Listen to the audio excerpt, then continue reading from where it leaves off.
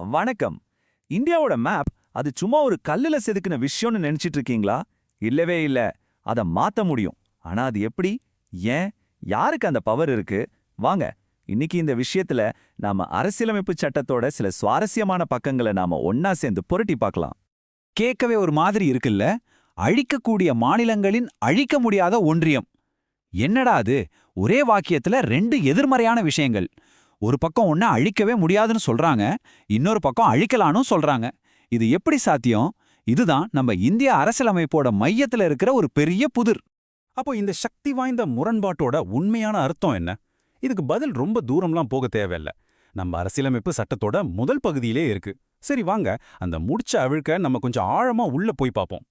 நம்ம இந்தியாவோட இந்த அடிப்படை முரண்பாடு இதுக்கு விடை எங்க இருக்குன்னு பாத்தீங்கன்னா, அரசியலமைப்பு சட்டத்தோட பகுதி 1ல தான் இருக்கு.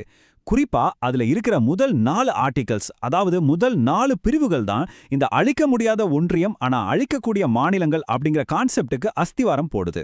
சரி, முதல்ல அந்த முரண்பாட்டோட முதல் பாகத்தை பார்க்கலாம். யூனியன் அப்படின்னா என்ன? நம்ம அரசியலமைப்பு சட்டம் அதை எப்படி வரையறுக்குது? வாங்க, அழிக்க முடியாத ஒன்றியம் அப்படிங்கிற அந்த வார்த்தைக்குள்ள என்ன இருக்குன்னு ஆர்டிக்கிள் 1 வச்சு புரிஞ்சுக்க முயற்சி பண்ணலாம். ஆர்டிகல் 1 படி இந்தியா, அதாவது பாரதம், மாநிலங்களின் ஒன்றியமா இருக்கும். இங்க ஒரு முக்கியமான விஷயத்தை நாம கவனிக்கணும். நம்ம அரசியலமைப்பு நிர்ணய சபை கூட்டாட்சி, அதாவது ஃபெடரேஷனுங்கிற வார்த்தையை யூஸ் பண்ணாம ரொம்ப கவனமா ஒன்றியம், அதாவது யூனியனுங்கிற வார்த்தையை தேர்ந்தெடுத்திருக்காங்க. ஏன் அப்படி? ஏன்னா இந்த ஒரு வார்த்தை நம்ம தேசத்தோட தன்மையை பத்தி 2 முக்கியமான விஷயங்களை ரொம்ப தெளிவா சொல்லுது. இங்க தான் அமெரிக்கா மாதிரியான நாடுகளுக்கும் இந்தியாவுக்கும் இருக்கிற ஒரு பெரிய வித்தியாசம் தெரியுது. அமெரிக்காவுல எப்படி? அங்க இருக்கிற ஸ்டேட்ஸ் எல்லாம் ஒன்னா சேர்ந்து ஒரு ஒப்பந்தம் மூலமா ஒரு நாட்டை உருவாக்குனாங்க. ஆனா இந்தியா அப்படி இல்ல. இங்க யூனியன்கிறது மாநிலங்களுக்கு நடுவுல நடந்த ஒரு அக்ரிமெண்டோட ரிசல்ட் கிடையாது. இதனால என்ன ஆகுதுன்னா, ரொம்ப ரொம்ப முக்கியமான ஒரு விஷயம், எந்த ஒரு மாநிலமும் நினைச்சாலும் இந்திய யூனியனை விட்டு பிரிஞ்சு போகவே முடியாது.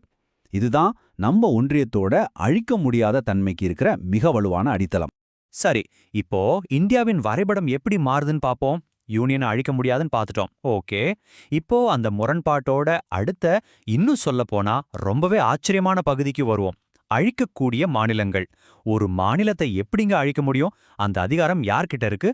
அதுக்கு தான் ஆர்டிகல் 3 இருக்கு.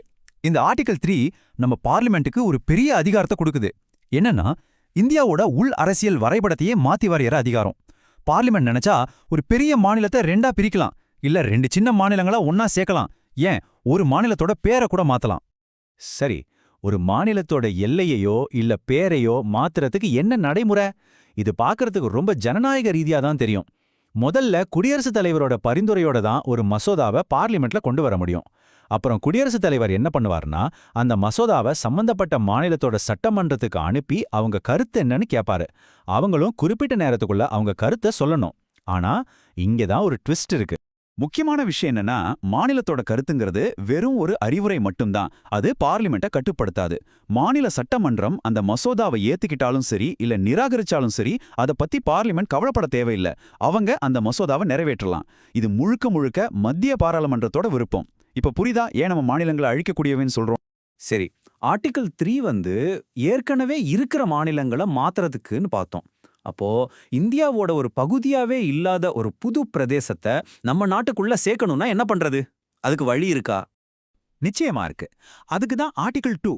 இந்த ஆர்டிகல் என்ன சொல்லுதுன்னா, இந்தியாவோட பகுதியா இல்லாத புது மாநிலங்களை யூனியனுக்குள்ள சேர்க்கறதுக்கோ இல்ல நிறுவுறதுக்கோ பார்லிமெண்ட்டுக்கு முழு அதிகாரம் இருக்கு. அவங்க என்ன விதிமுறைகள் நிபந்தனைகள் சரிப்படுமோ அதன்படி இதை செய்யலாம். இதுக்கு ஒரு நல்ல உதாரணம் சொல்லணும்னா, 1975ல சிக்கிம் மாநிலத்தை இந்தியாவோட சேர்த்தது இந்த ஆர்டிகல் 2 பயன்படுத்தி தான். அப்போ ஆர்டிக்கிள் 2க்கும் 3க்கும் என்ன வித்தியாசம்? ரொம்ப சிம்பிள். ஆர்டிக்கிள் 2ங்கிறது வெளியில இருந்து ஒரு புது பகுதியை உள்ள கொண்டு வர்றது. ஆர்டிக்கிள் 3ங்கிறது நம்ம வீட்டுக்குள்ளேயே இருக்கிற ரூம்ஸை மாத்தி அமைக்கிற மாதிரி. அதாவது ஏற்கனவே இருக்கிற மாநிலங்களோட எல்லைகளை மாத்துறது. இந்த 2க்கும் இருக்கிற வித்தியாசத்தை நம்ம தெளிவா புரிஞ்சுக்கிட்டா பார்லிமெண்டோட அதிகாரங்களை இன்னும் நல்லா தெரிஞ்சுக்கலாம். பாராளுமன்றத்தின் உச்ச அதிகாரம். சரி, இவ்ளோ பெரிய அதிகாரங்கள்லாம் இருக்கு. இதெல்லாம் யூஸ் பண்றது பார்லிமெண்ட்டுக்கு எவ்ளோ கஷ்டம்? ஒரு மாநிலத்தையே உருவாக்குறாங்க, இல்ல அதோட எல்லைய மாத்துறாங்கன்னா அது பெரிய விஷயம் இல்லையா? இதுக்கு பதில் ஆர்டிகல் 4ல இருக்கு. ஆர்டிகல் 4(2) என்ன சொல்லுதுன்னா, ஆர்டிகல் 2 அல்லது 3க்கு கீழே கொண்டு வர்ற எந்த சட்டமும் ஆர்டிகல் 368 படி ஒரு அரசியலமைப்பு திருத்தமா கருதப்படாது. இதோட அர்த்தம் என்னன்னு தெரியுமா? இது ரொம்ப சிம்பிளான ஆனா ரொம்ப பவர்ஃபுல்லான ஒரு விஷயம். சாமானியமே ஒரு அரசியலமைப்பு திருத்தம் கொண்டு வர்றது ரொம்ப சிக்கலான ஒரு ப்ராசஸ். ஆனா ஆர்டிகல் 4 படி இந்தியாவோட மேப்பை மாத்துறதுக்கு அவ்வளோ பெரிய ப்ராசஸ்லாம் தேவையில்லை.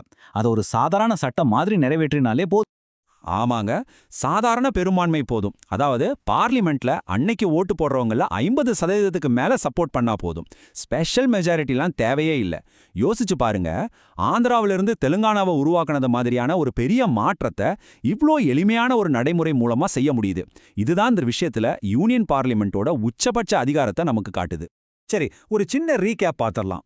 இந்த அதிகார மும்மூர்த்திகள். ஆர்டிகிள் 1 இந்தியாவை மாநிலங்களின் ஒன்றியம்னு சொல்லுது. ஆர்டிகிள் 2 வெளியிலிருந்து புது பகுதிகளை சேர்க்க அதிகாரம் கொடுக்குது. ஆர்டிகிள் 3 ஏற்கனவே உள்ள மாநிலங்களை மாத்தி அமைக்க அதிகாரம் கொடுக்குது. சோ கடைசியா நாம எங்க வந்து நிக்கிறோம்னா, நம்ம ஆரம்பிச்ச இடத்துக்கே வா. இந்தியா என்பது அழிக்கக்கூடிய மாநிலங்களின் அழிக்க முடியாத ஒரு ஒன்றியம். இப்போ ஒரு கேள்வி வருது.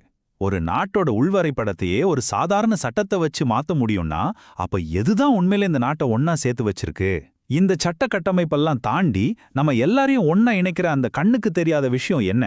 அது நம்ம கலாச்சாரமா, அரசியலா, இல்ல நம்மளோட உணர்வுபூர்வமான பிணைப்பா? இத பத்தி நீங்க என்ன நினைக்கிறீங்க? இந்த அலசலை கேட்டதுக்கு ரொம்ப நன்றி.